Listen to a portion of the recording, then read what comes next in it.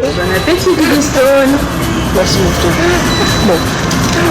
Ici, on est à Los Cabos. On est en train de découvrir la nourriture mexicaine. Là, on est en train de manger ceviche avec un peu de guacamole. C'est pas de mal. Cindy.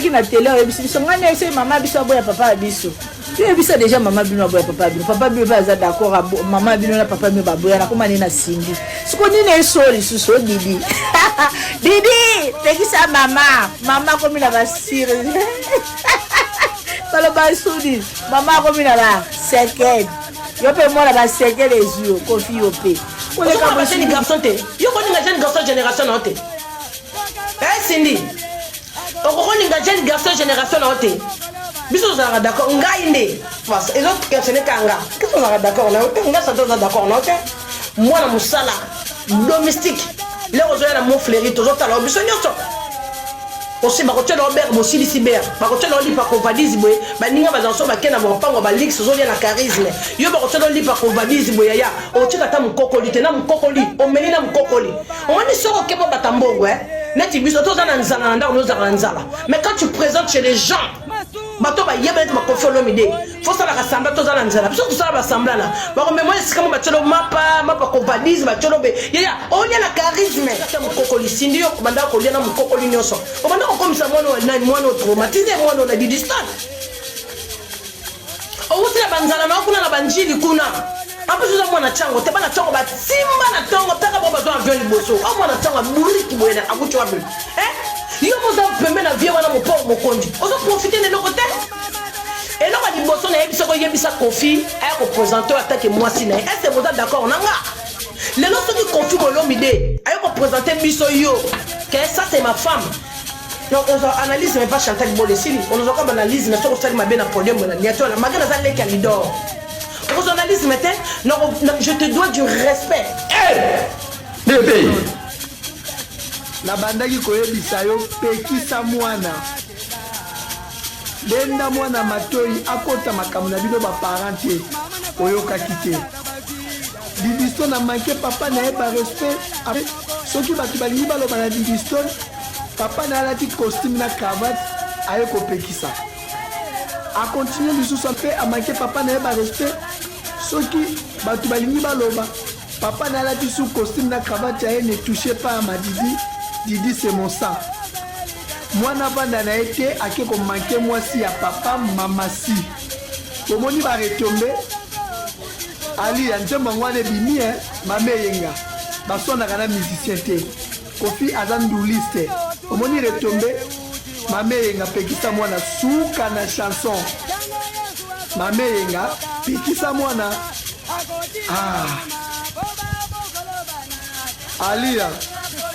Ali ya mama na Didiston na bandaki koyebisa yo pekisa mwana denda mwana matoi akota makambo na bino baparente oyokaki te. Didiston a manqué papa na ye ba respect soki bato balingi baloba na Didiston papa na alati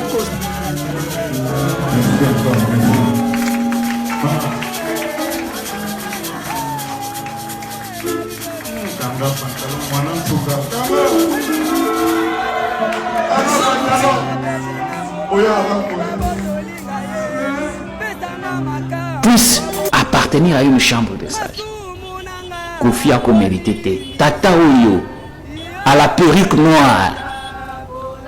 Tata Oyo à la perruque noire, à la barbe blanche. Nakalezala kasoki mutu mande fa pembe bibi.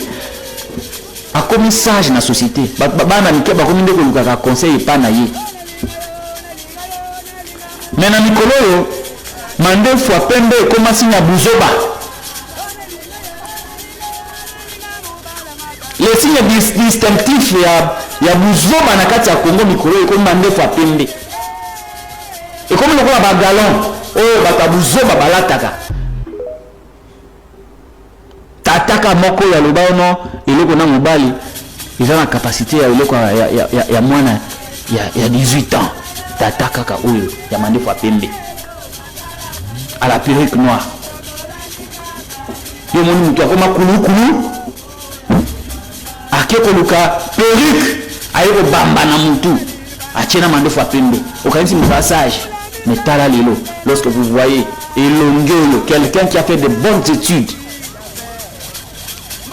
quelqu'un qui a une histoire dans la musique, mais qui finit par avoir un conflit avec sa fille, avec son ex-épouse, mais conflit et comment vous allez gérer dans les réseaux sociaux.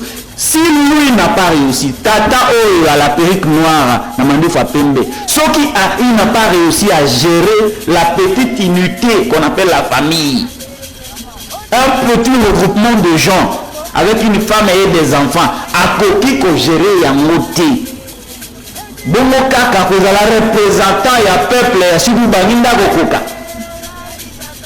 Comment ils sont incapables de bien gérer les problèmes personnels et à l'ibota na yo, mais on va prétendre aux la représentant de la province.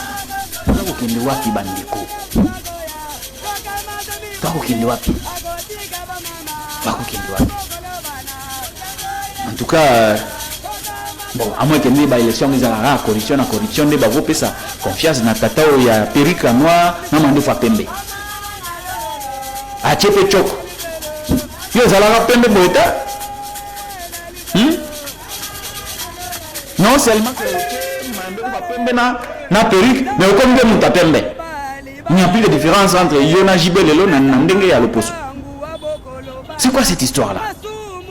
incomplexé. Dans le moment où il y a un exemple pour les autres, la jeune génération, on va former Bango, à côté à Bango, on va orienter Bango. À ce sens-là, tu serais plus utile dans la société. Il y a utile. Tout ce qu'on retient de vous, Lélo, je ne sais pas comment on peut détruire sa propre famille, détruire sa propre épouse, détruire sa propre fille et apparaître clairement comme ça, hein, sur la place publique, comme un homme sérieux, un homme responsable, sans qu'on soni. Il faut que chaque fois dans ma tanda, le coup la profite à Salama Baboui. Osamu Takala de Mozawana. Osamu Takala. Sur le plan de moralité, Osamu Takala. Osamu Takala. Obébisi libota na yo. Ozofinga na mwana. Osaleli mwana nzembo. Pour nous cracher sur l'éducation na ye. Mais yo wana lelo non ngaile bana sibu bangi baya koyamba ngai. Vous êtes sûr? Vous êtes sûr? Vous êtes sûr vraiment? Et puis kuna et pas okende. Atanda kwa pambo tonga ngote. Ataka za pambo otonga ngote. Mbalama libosa okende kaka pokende ko senga bakomisa yo sénateur car vous faites pour vos frères ya sibu bangi. Ah, nzambe na ngai oui, c'est triste. C'est triste. Et au moment, la République des hommes, il y a bouilli. La République des hommes est bouillie. Il faut une version de valeur totale. Pour oser la propulser, il faut passer par Bouzoba. Hein? Par Bouzoba. Même bateau. Ici,